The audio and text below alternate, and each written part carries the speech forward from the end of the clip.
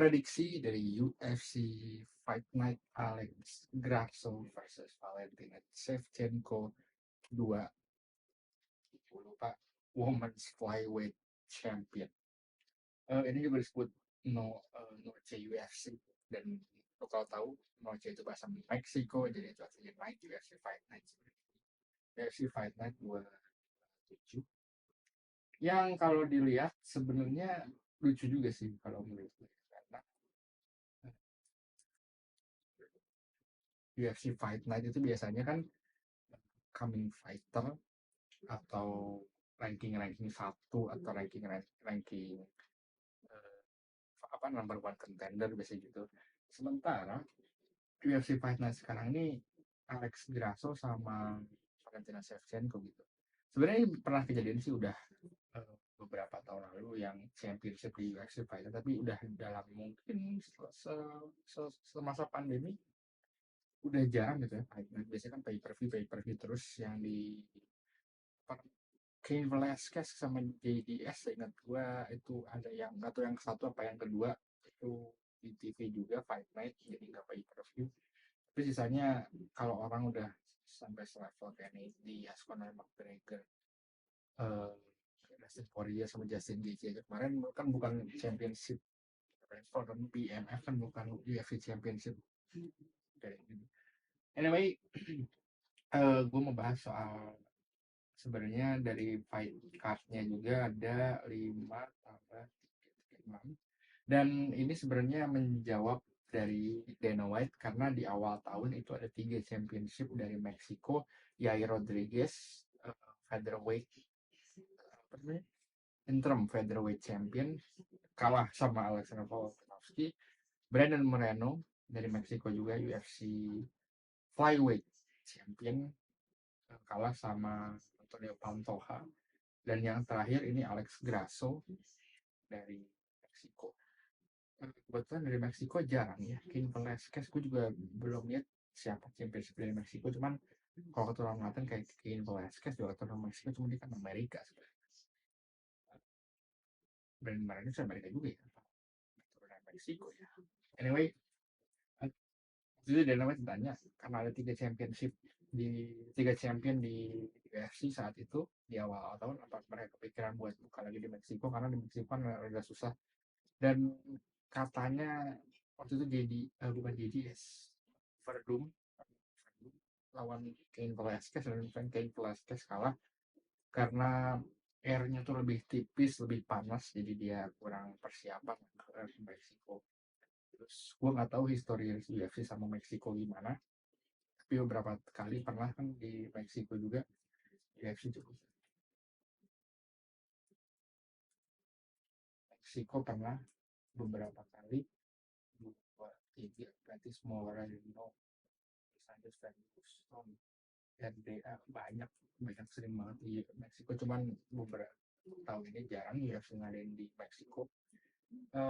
Dan Dana White bilang waktu itu kalau dia belum ada kepikiran buat bikin event Fight Night atau pay per view di Meksiko, hanya karena kepikiran ada 3 champion di UFC pada saat itu. Dan jawab para fans UFC yang sebenarnya dari segi bisnismen juga kita tahu ya, fans UFC itu selain di Amerika ada di Brazil, ada di Asia, ada di Meksiko juga.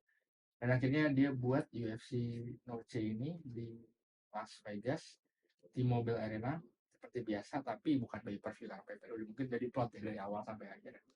Dan T-Mobile Arena ini home-nya UFC lah, dia sering kesini tiap tahun gitu. Di sini banyak banget Mexican yang ada di fight card. Cuma gue mau sangat mengerti pertandingan salah satunya ini Roman Kopilov yang kemarin baru aja di UFC 291. Head kicknya ngeri banget, dia bisa lihat nonton aja head di ronde kedua, dan kayak dari gerakannya tuh kayak kaku banget gitu middleweight, dia head kicknya telak banget, beda kayak head kicknya Justin Gaethje yang di Marlon yang sama ya. Cuman Justin Gaethje itu nggak begitu telak banget, ini kan soalnya pas banget kalau Justin Gaethje kan, Dustin Poirier masih kena ini sedikit, meskipun KO knockout juga si Dustin Poirier. Ini sangat gue tunggu, dan Raul Rosas Junior ini menjawab, biasalah kalau di UFC kan yang coming up star terus masuk ke UFC ternyata dia nggak bagus-bagus banget bagaimana kan, banyak yang kayak gitu kan di UFC. Tapi dia kemarin di fight terakhirnya dia kalah, ada di Wikipedia lagi. Dia soalnya ikut contender series waktu itu, Rosas Junior ini, karena dia itu apa sih, welterweight kan ya? Oh, bantamweight. Dia itu ikut Dana White Contender Series sebenarnya, dia baru 7 and rekornya 7-1, kalah kemarin sama Christian Rodriguez yang memang tahu pernah kembali segala macam. Dan banyak yang bilang juga pas awal kan dia basicnya wrestling, di awal-awal grappling juga si Raul Rosas ini habisin tenaganya, dan banyak orang bilang ini emang dia minim pengalaman. Di sini juga sempat ngomong kalau orang masih muda jadi dia keluarin energi sebesar-besarnya, kalau lebih tua tuh lebih tenang, lebih oke, persiapan butuh tenaga yang besar baru dia keluarin, kalau enggak aja dulu, apalagi dia masih 3 ronde kan, belum 5 ronde, dan orang udah 5 ronde itu memang strateginya beda, energinya beda, harus keluarin di awal kah, harus di ronde ketiga, harus di ronde kelima, beda-beda. Nah, dia mungkin kalau Rosas ini masih butuh pengalaman, tapi menurut gua dia ada di divisi bantamweight, di mana divisi Shark Tank yang saat ini juaranya Sugar Sean, dan divisinya ngeri banget sekarang. Kayak kita belum tahu aja siapa nextnya buat Sugar Sean, apa lawan, balik lagi lawan Aljo, atau lawan Merab, atau lawan Sito, atau lawan Forisen Hagen. Gue sih sangat pengen banget dia lawan Aljo lah rematch, tapi gue lebih pengen banget lihat Sugar lawan Forisen Hagen. Forisen Hagen bagus banget, belum lagi Umar Nurmagomedov, ada Rob Font juga sebenarnya bagus, banyak di bantamweight, dan dia ada di divisi yang sangat sharp tank, 3 divisi utama di US yang sharp tank juga.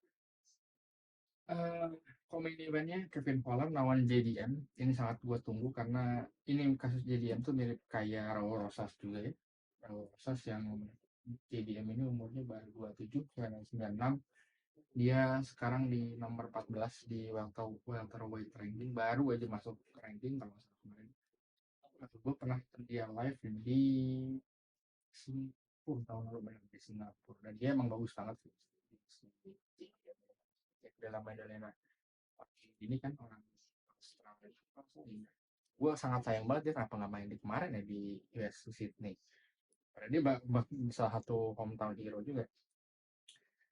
Dia di pertandingan kemarin karena dia kesulitan karena di take down terus, tapi split decision akhirnya menang dia. Tapi banyak orang bilang robbery apa, dan gue sih setuju ya, kayaknya itu kalah dia di pertandingan, di fight yang kemarin lawan Basil apa itu.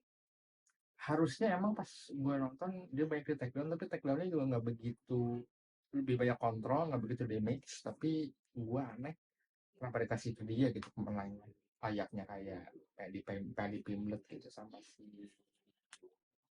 Jared Gordon, Peter Yan, sama Sugar Sean gitu. Banyak hal-hal yang kontroversial mungkin karena ngejaga momentum si orang ini gitu. Nah, si JDM juga sama.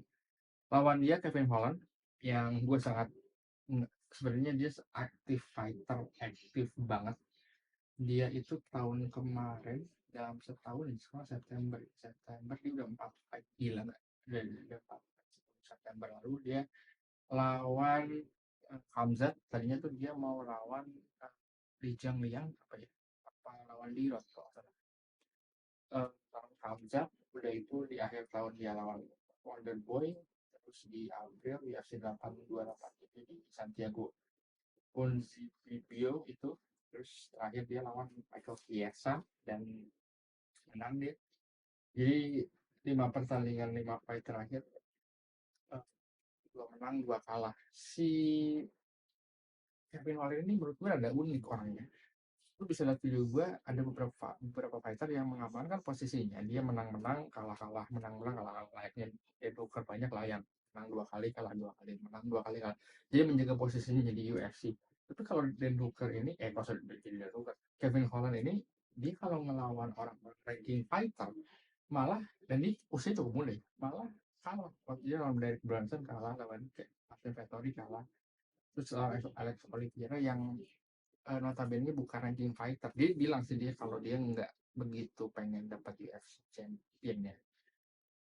Gue gak ngerti kenapa orang ada masuk ke UFC tapi gak mau jadi UFC champion. Semua orang, meskipun kalau misalnya gue gitu ditawarin jadi UFC fighter dan gue bukan fighter, pasti pengen jadi UFC champion. Tapi dia seorang fighter, kenapa nggak mau?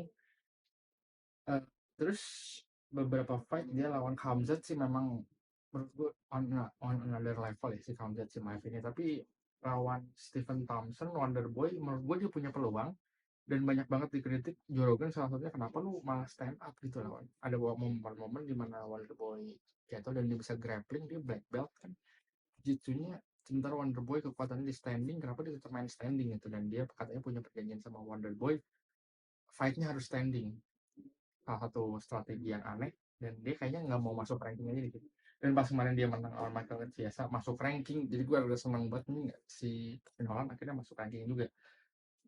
Kevin Holland salah satu fighter yang unik sekali, aktif fighter. Dan dia juga eh, dia 2022 aja 4 dan dalam setahun ini dia udah 4 fight active fighter, tapi dia punya persona yang bagus. Jadi menurut gue Holland sama JDM ini sangat seru banget. Dan gue menunggu banget, dan Kevin Holland bukan tipikal orang yang suka grappling. Dia ayo let's fight. Kemarin aja sama Wonderboy seru banget fightnya menurut gue, di dia main event kan. Dan Kevin Holland menurut gue orang ini masih muda juga kan, dan masih 30 mungkin. Untuk di welterweight belum prime ya, prime itu 31 32 lah. Rata-rata untuk umur-umur orang jadi juara itu di segituan. Tapi layaknya championship welterweight sekarang si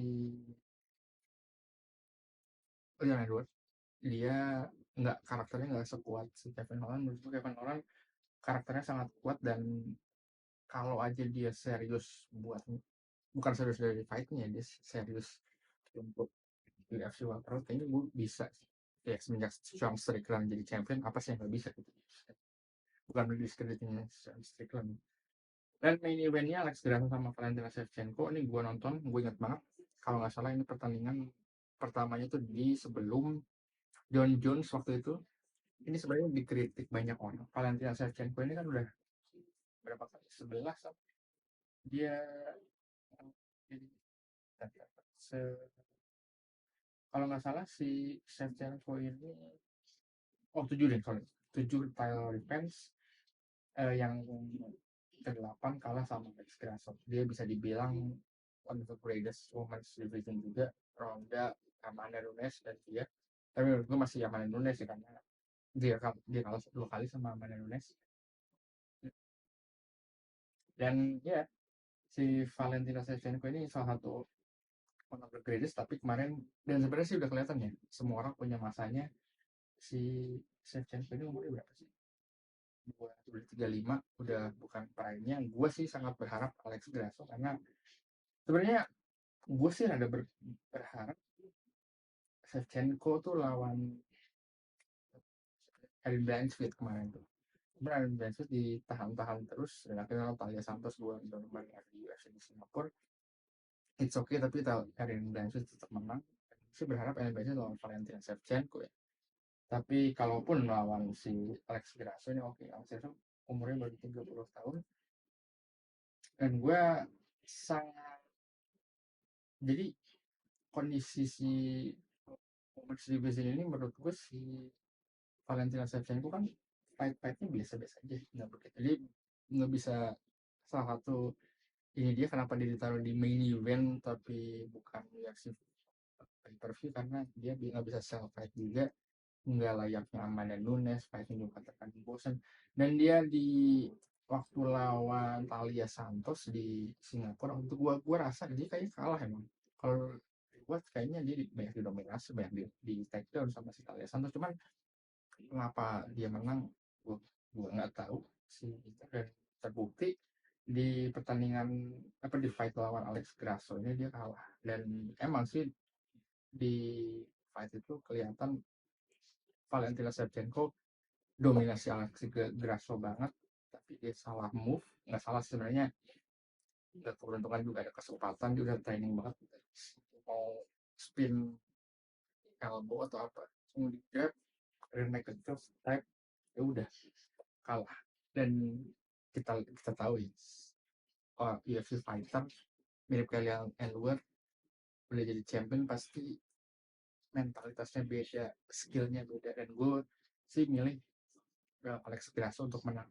Jadi kalau komedi event tadi gue milih JDM, tetap dia menurut gue dari segi skill, karena JDM lebih serius untuk jadi UFC champion, karena di welterweight sekarang ada Ian Gary, ada dia, terus di yang muda-muda kan di uh, siapa dulu, uh, Shafkat lagi inilah yang di prime itu Leon Edward, Colby, Kamar, kita nggak bisa juga lupain Kamar Usman, ada Gilbert Burns juga, terus di yang lain juga ada apa tuh Ian Gary, JD, M Shafkat, banyak kok ya, seru-seru. eh Tadi JDM gue rasa bakal menang, dan yang ini gue tetap milih Alex Grasso untuk still UFC flyweight. Tapi gue gak tahu apa di sini Valentina Shevchenko bisa membalikan kayak Amanda Nunes kemarin waktu lawan Julian kayaknya dimainin bener-bener dimainin, dan gue lihat anjing ini bener greatest of all time. Amanda Nunes di dua fight terakhir ini gila, dan dia bisa retire dengan kondisi fisik kayak gitu.